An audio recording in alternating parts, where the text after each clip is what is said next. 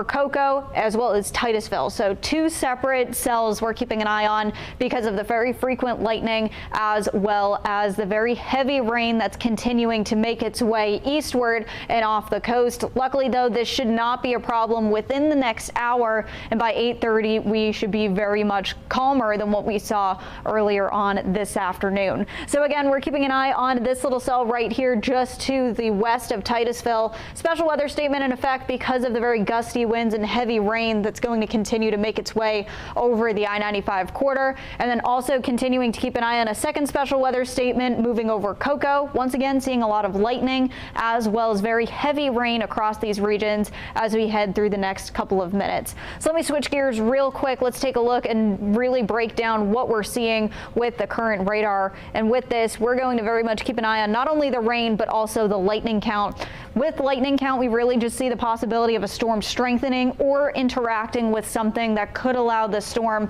to progress a little bit more. And we're seeing a good amount of lightning just off Volusia County shorelines. And we're going to keep a very close eye on that as well. But as we continue to make our way down further in the I-95 corridor, we can see once again New Smyrna Beach, Edgewater, seeing a lot of lightning just with this cell alone, 136 lightning strikes. So this is a very, very big storm right here and producing a lot of lightning. So when we see lightning, best thing to do is to get inside. Do not stay outside, and it's even best to just not even enter a vehicle either. Make sure you're just in a very dense structure to make sure you are protected from this storm, because not only are we seeing a lot of lightning, we're seeing a lot of rain as well. Making our way further down the coastline, once again, keeping an eye on this special weather statement, just really a flag of this storm right here that's continuing to make its way into Mims, Titusville, and Indian River City. This is going to continue to make its way eastward and interact with the Playa Linda Beach, and the Kennedy Space Center as we head through the next 30 minutes or so, and then continuing to make our way down the coastline, Cocoa, Cape Canaveral, Cocoa Beach, going to continue to see all of this rain that's now moving out of Lake Poinsett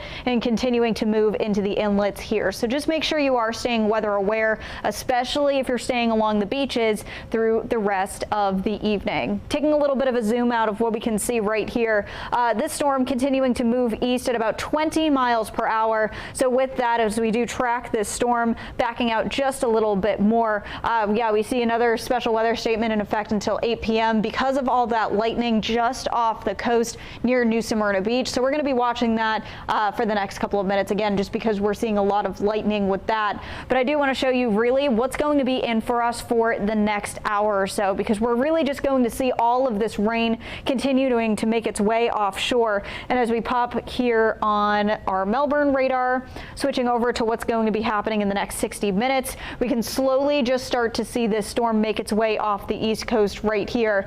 Wind is slowly going to start to weaken, but things are still going to be blustery along the coastlines as we head through the next hour or so.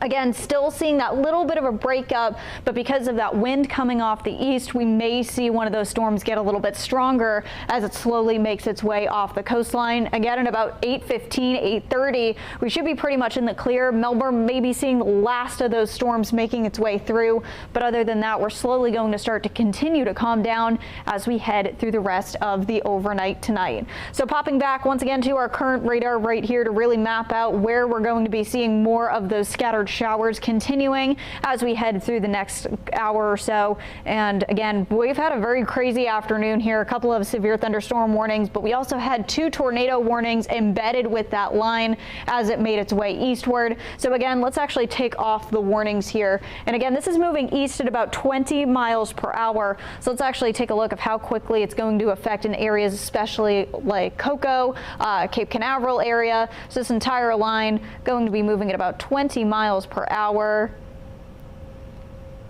There we go. And really just taking into consideration the densely populated areas of what we can see right here.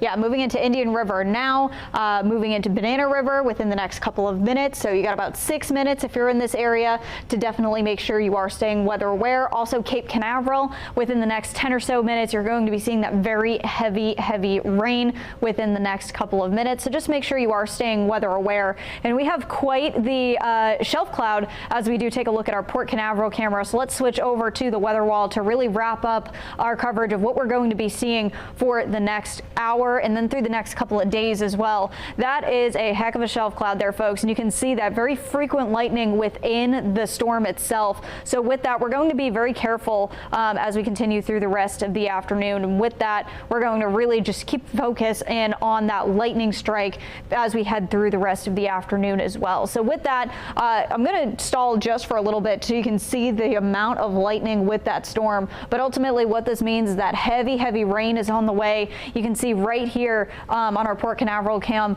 very heavy rain continuing to fall. We can see right here, yeah, that's that rain shaft, and it's going to continue to push offshore as we head through the next couple of minutes. So just make sure, again, you are staying weather aware. Rainfall totals, this is in the past 12 hours because Gainesville has been seeing that rain all day long.